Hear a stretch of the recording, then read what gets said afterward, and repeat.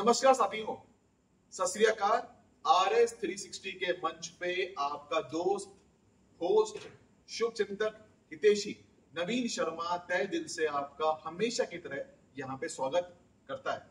साथियों, ये प्लेटफॉर्म, ये चैनल आप सबका है और इस प्लेटफॉर्म के माध्यम से मैंने हमेशा कोशिश करी है ऑथेंटिक सटीक इनपुट आपको प्रोवाइड कर सकूं ताकि आपकी तैयारी या स्ट्रेटेजी बनाने में आपको आसानी रहे। ना तो मेरा कोई लालच है, ना किसी कोचिंग इंडस्ट्री से संबंध है। एक ही लक्ष्य है कि जो आज के समय में इस भ्रम जाल में तमाम सोर्सेस से गलत सलत इंफॉर्मेशन लोगों के पास में आती है और कुछ लोग उसका मिसयूज करते हैं, वो नहीं होना चाहिए। आप सबका फायदा हो, यही मेरा लक्ष्य रहा है। अनअकैडमी के टाइम पे भी ये था जब मैंने तमाम वहां पे कोर्स लॉन्च किया, आज भी यही है। तो साथियों, ध्यान रहे, आज EORO भर्ती का कैंसिलेशन नोटिस RPSC निकालता है। ठीक है, यह भर्ती विवाद में रही, लंबे समय तक विवाद में रही। अखबारों में भी कई बार आया, ACB ने क्लीन चिट दी, उसके बाद SOG के हवाले जांच सौंपी गई और मैं सल्यूट करता हूं SOG को, SOG की टीम को। सरकार का भी मैं आभारी हूं कि सरकार ने अभ्यर्थियों को सुनी और फाइनली वो डिसीजन लिया जिसकी सबको काफी समय से उम्मीद थी और सबने आशा जोड़ रखी थी।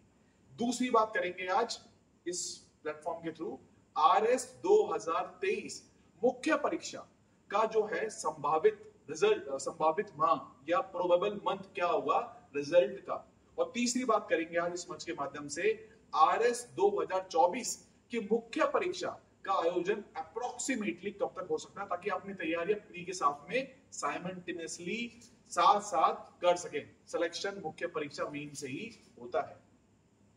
तो एक एक करके इन तीनों मुद्दों पे बात करेंगे। और जब से EORO कैंसिलेशन नोटिफिकेशन आया है, मेरे पास तकरीबन 50-60 मैसेज लगातार आ रहे हैं, जिसमें कि चाहे टेक्स्ट किया हो, चाहे आपका टेलीग्राम हो, चाहे व्हाट्सएप हो, लोग पूछ रहे हैं, उनके डाउट्स है काफी EORO भर्ती के बारे में। वो सारे डाउट्स को मैं RPSC से क्लैरिफिकेशन लेने के बाद आज क्लियर करने की पूरी कोशिश करूंगा। दूसरी बात, RS के बारे में बात करेंगे। सबसे पहला हमारा पॉइंट आज का डिस्कशन का EORO 2022 की भर्ती। 2 साल से ऊपर का समय हो चुका है। यह भर्ती पे पता नहीं किस तरह का विवाद रहा, शुरू से ही विवाद में रही। 10 दिन परीक्षा का आयोजन हुआ, 2 पारी में परीक्षा का आयोजन किया गया, पर भर्ती लगातार विवाद में रही। आप टेलीग्राम चैनल, जिसका लिंक इस वीडियो के डिस्क्रिप्शन बॉक्स में देख सकते हो, जहां मैं करंट अफेयर का अपडेट पूरी कोशिश करता हूं आपको समय समय पे अपने जो दिनचर्या बिजी रहने के बावजूद शेयर करता हूं। वहां पर मैंने EORO का भी तमाम करंट अफेयर शेयर किया था।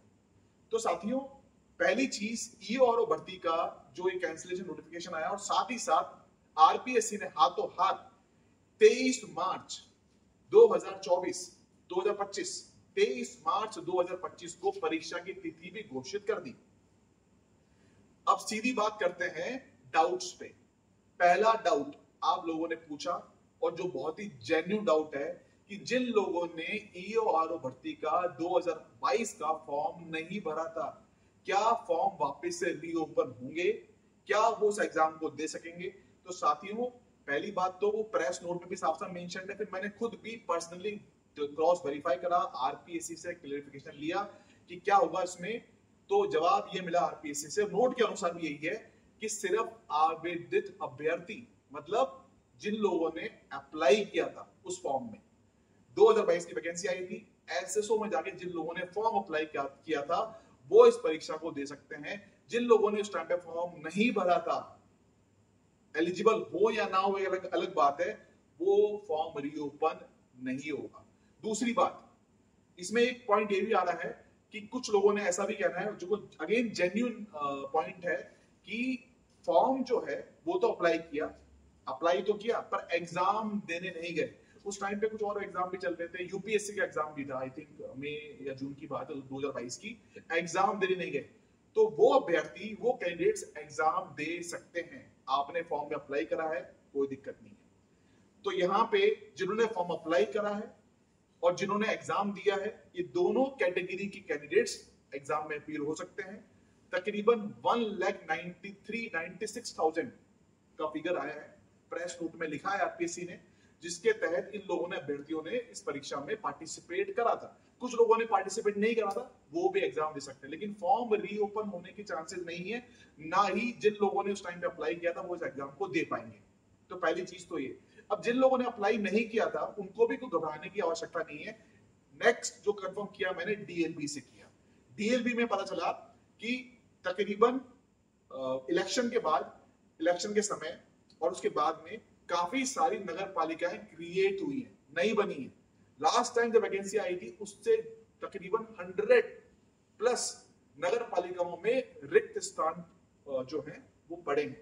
तो आप ये मान के चलें कि जो नई वैकेंसी इसी भर्ती की, वो भी आपको 2025 में उसके दर्शन होंगे, जिसमें कि जिन लोगों ने अपना लास्ट टाइम फॉर्म नहीं भर पाए थे वो उसमें अप्लाई कर सकते हैं।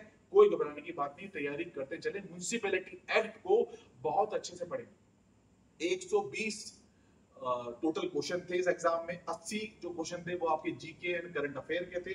40 क्वेश्चन आपके म्युनिसिपैलिटी एक्ट और म्युनिसिपैलिटी रूल से संबंधित थे। सिलेबस भी, सिलेबस को लोगों ने पूछा है, सिलेबस में भी कोई चेंज एक्सपेक्टेड नहीं है, सिलेबस वही का वही रहेगा। हालांकि आरपीएससी उसमें कुछ दिनों बाद प्रेस नोट जारी करके क्लैरिफिकेशन इशू कर देगा। तो पहला तो ईओआरओ संबंधी साइट आउट आपके यहाँ पे मैंने क्लियर करने की कोशिश की है।